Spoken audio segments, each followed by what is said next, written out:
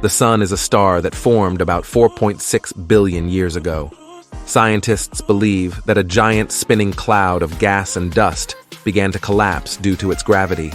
Much of the material that collapsed came together to form the Sun. Gravity continues to create pressure, pulling the material that makes up the Sun toward its center. This pressure leads to very high temperatures. The core is about 15 million degrees Celsius. The Sun is far larger than any of the planets and is made up mostly of hydrogen. And the very hot temperatures cause these hydrogen atoms to form into helium atoms. This process, known as thermonuclear fusion, creates a great deal of energy. That energy is what produces all the Sun's heat and light. Heat and light move from the core of the Sun very slowly through the Sun's layers and toward the surface. And even while some of this heat and energy is lost during the process, the surface is still about 5,500 degrees Celsius. Eventually, the fuel of the Sun, hydrogen, will run out. When this happens, the Sun will begin to die. But don't worry, this should not happen for about 5 billion years.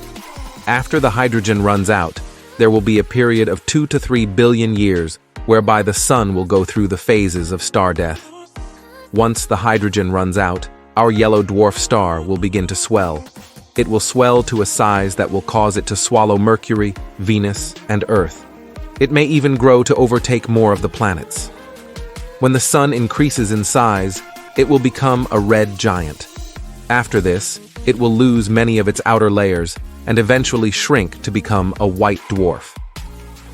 White dwarf stars are still very hot, but not nearly as hot as the Sun is now.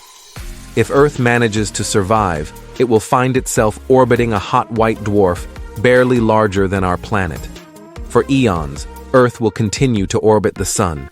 But eventually, as the Sun cools and dims to a black dwarf, Earth's orbit will decay due to the emission of gravitational waves.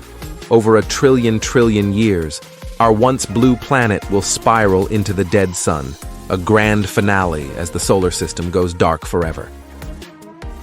The Sun doesn't have the final say in what happens to Earth, however. While the Sun won't become a red giant for another 5 billion years, a lot can happen in that time. Gravity keeps the planets in orbit around the Sun, but it also attracts the planets to each other. Although much smaller than the Sun's pull, these forces between planets tweak their orbits over millions of years, making them flex and drift. It's possible that these flexing orbits could cause the solar system to destabilize and eject planets, Earth included. Alternatively, while other stars typically stay light years away from the solar system, it's possible one could drift nearby in the next few billion years. The solar system may be a well-choreographed waltz of planets, but the galaxy is more like a rock concert where the stars mosh in a circle. The gravity of even a small star, or black hole, could ruin orbits and kick out planets if it gets too close. Thankfully, the odds of that happening are pretty low because there is so much space in between stars. The ultimate fate of Earth is something only time can tell. The one thing astronomers are certain of is that any far future inhabitants of our solar system won't want to be around to find out.